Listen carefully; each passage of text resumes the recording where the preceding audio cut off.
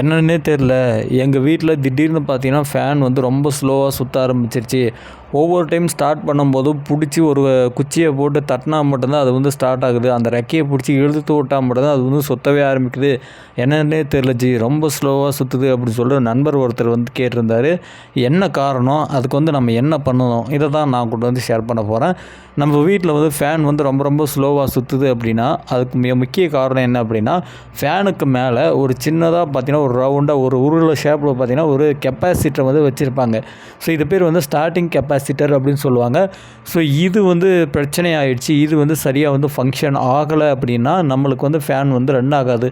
So கெப்பாசிட்டருடைய வேலை என்ன அப்படின்னா, ஃபேனை வந்து ரன் பண்ணுறது மட்டுமே கிடையாது. ஃபேனுடைய அந்த ஸ்பீடை ஈவனாக வந்து மெயின்டைனும் வந்து பண்ணணும். அதுதான் இதோட வேலையாக வந்து இருக்குது. நல்லா ஓடிட்டு இருந்தது.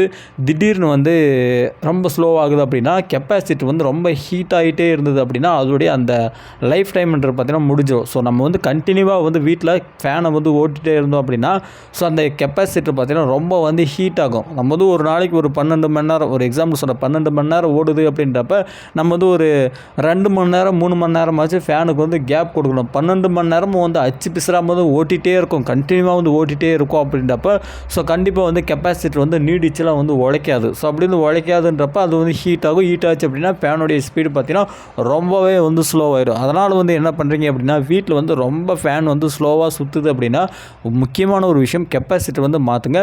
அதையும் மீறி இப்போ தான் மாற்றினா, நான் கெப்பாசிட்டர் மாற்றி ஒரு மாதம் கூட ஆகல, திரும்பவும் வந்து ஃபேன் வந்து ரொம்ப ரொம்ப ஸ்லோவாக சுற்றுது அப்படின்னா, ஒன்று நல்ல பிராண்டட் கெப்பாசிட்டராக வந்து வாங்க. அப்படி இல்லை அப்படின்னா, வீட்டில் வந்து இந்த வோல்டேஜ் ஃப்ளக்சுவேஷன்ஸ் சொல்லுவாங்களா, அந்த பிரச்சனை ஏதாவது இருக்கா, ஹை வோல்டேஜ் லோ வோல்டேஜ், அதே மாதிரி இந்த எர்த் லைன் கொடுக்காம, அதுக்கு ஒரு நியூட்ரல் லைன் ப்ராப்பராக இல்லாமல், இந்த மாதிரி ஏதாவது வந்து பிரச்சனைகள் இருக்கா அப்படின்னு சொல்லிட்டு கொஞ்சம் வந்து செக் பண்ணிங்க எலக்ட்ரீஷியனை வச்சு. அது ரொம்ப பயனுள்ளதாக இருக்கும். அந்த மாதிரி செக் பண்ணிட்டோம் அப்படின்னா, நம்ம வீட்டில் இருக்கக்கூடிய ஃபேன் மட்டுமே கிடையாது, மற்ற எல்லா காம்பனன்ட்ஸும் வந்து சேஃப்டியாக இருக்கா அப்படின்றத நம்மளால் உறுதிப்படுத்திக்க முடியும். அதனால் மறக்காமல் எலக்ட்ரீஷியனை கூப்பிட்டு செக் பண்ண வேண்டியதெல்லாம் செக் பண்ணிங்க. பிரச்சனை ரெகுலராக இருக்குது அப்படின்னா செக் பண்ணிக்கிறது ரொம்ப நல்லது.